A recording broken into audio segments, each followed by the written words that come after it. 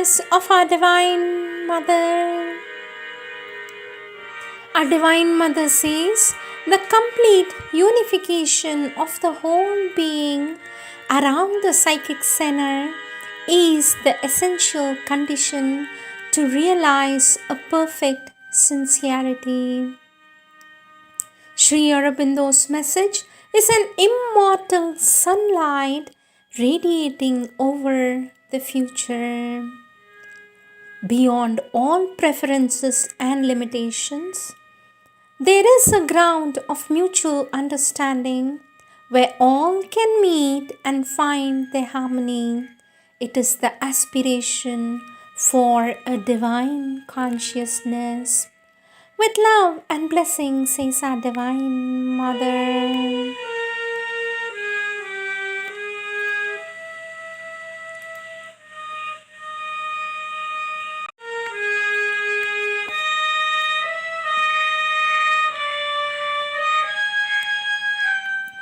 Words of our Divine Mother from the collective works of our Divine Mother, Volume 7, Question and Answers, Volume 7, page 8, question by a child to the Divine Mother. Sweet Mother, how can one receive from the Divine what one is in need of? Let me repeat. How can one receive from the Divine what one is in need of? For this, our Divine Mother says, what do you mean by what one has need of? You turn towards the Divine and you say, I am in need of this relation. I am in need of this affection. I am in need of this knowledge. I am in need of this material advantage. But are you sure that it is a need? I mean a true need and not rather an impression, a desire, a moment altogether ignorant? You know nothing about it. Our Divine Mother says, not only that, but generally you do not make the experiments sincerely. You expect the Divine to give you what you believe to be your need. Most often you do not even ask it of Him, and at the same time you look for the satisfaction of your need in the life around you through all sorts of external means. And also, have you formed a relation between the Divine and yourself? Have you formed a relation between the Divine and yourself? Do you think of the Divine? Do you turn to the Divine with at least a certain sincerity in your attitude? No, not often, you don't.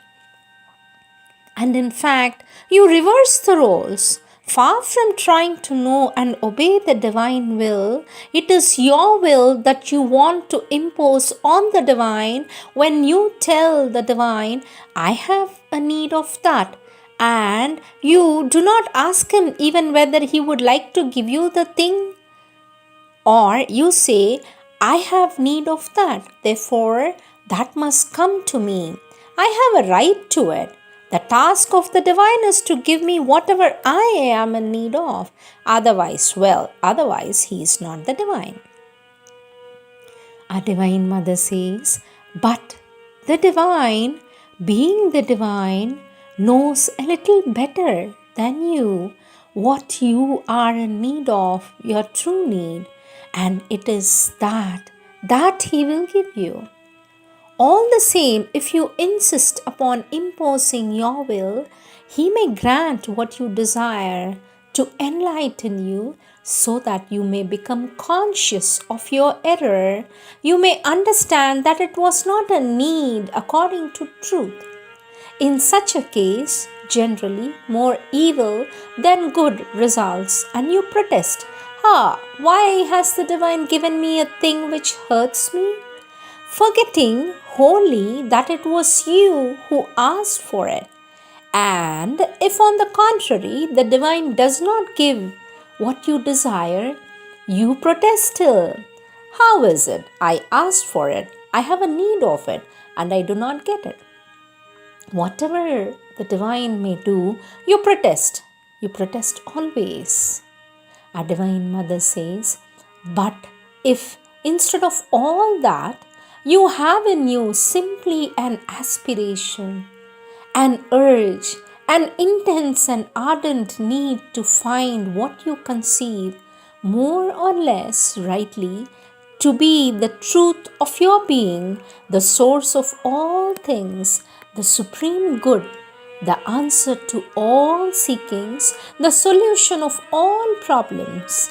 If you have in you this intense need and aspire sincerely for its realization, then you will not say to the divine anymore, give me this or give me that, or I need this, I need that.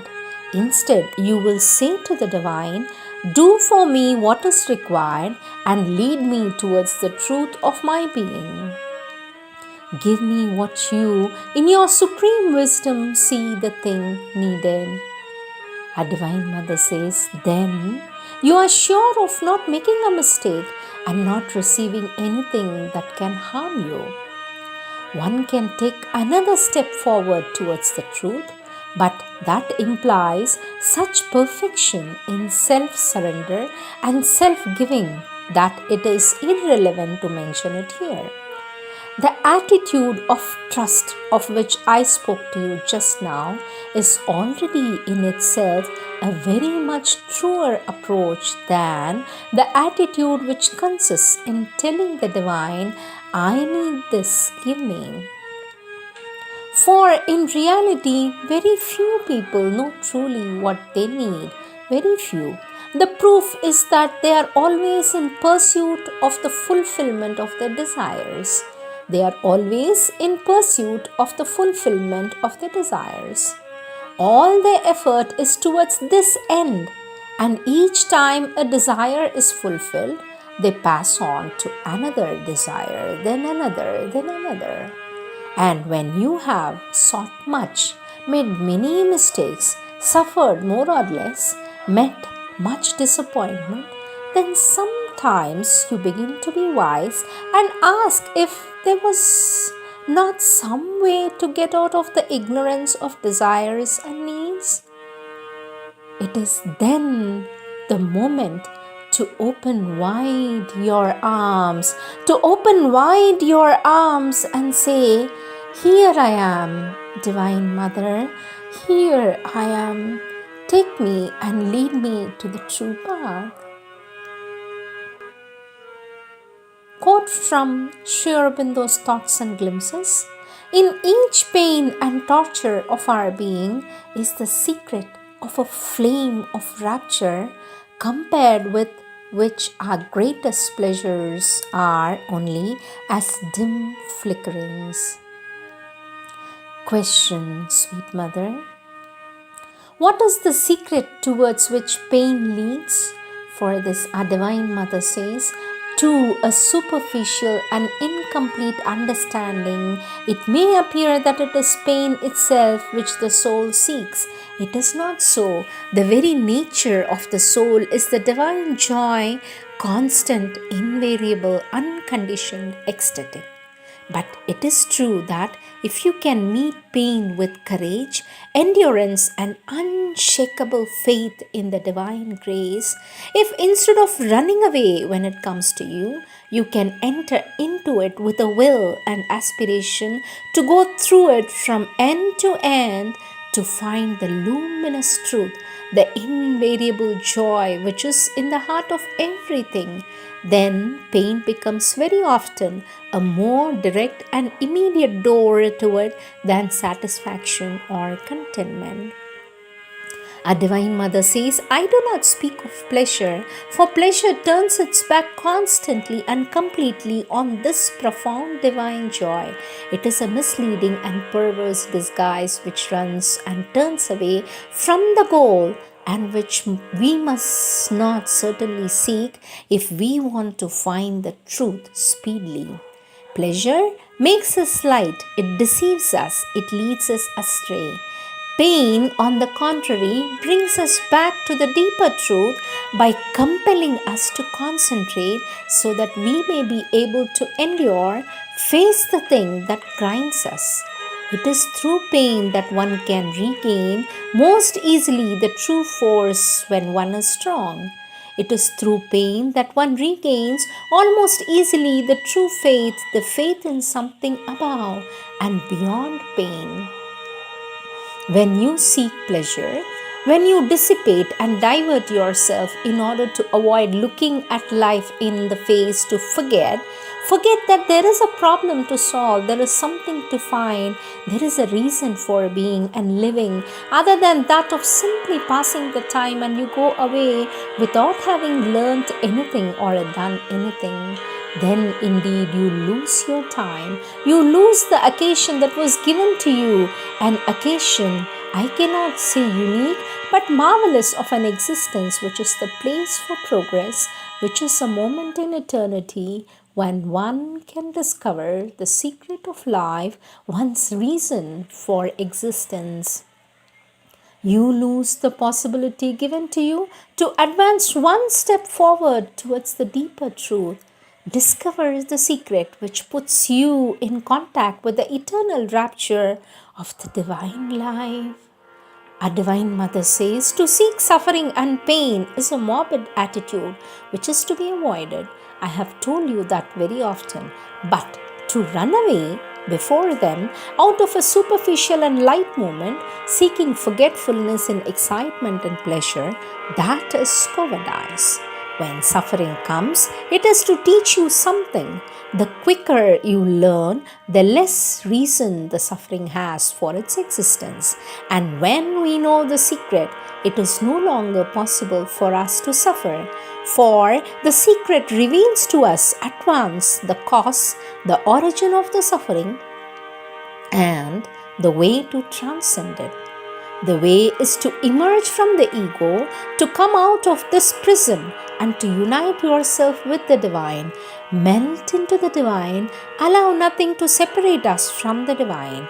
When we have discovered this secret, when we have realized it in our being, the suffering loses its reason for existence and disappears. It is an all-powerful remedy, not only in the deepest part of our being, in the soul, in the spiritual consciousness, but also in life and in the body. There is no illness, no discord which can resist the discovery of the secret and its practical application, not only, I repeat, in the higher parts of the being, but even down to the cells of the body.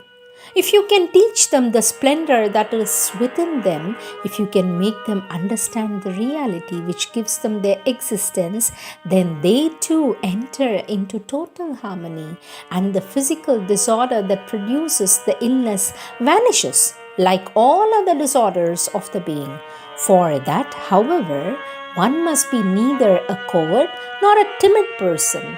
When the physical disorder comes into you, you must not take fright and run away. On the contrary, you should face it with courage, tranquility, confidence, and certitude that the illness is falsehood. And if you turn to the divine grace with complete tranquility and give yourself up to it in a total trust, it will establish itself in the cells of the body as it does in the depths of the being, and the cells themselves will share in the eternal truth and delight. These are the golden words of our Divine Mother.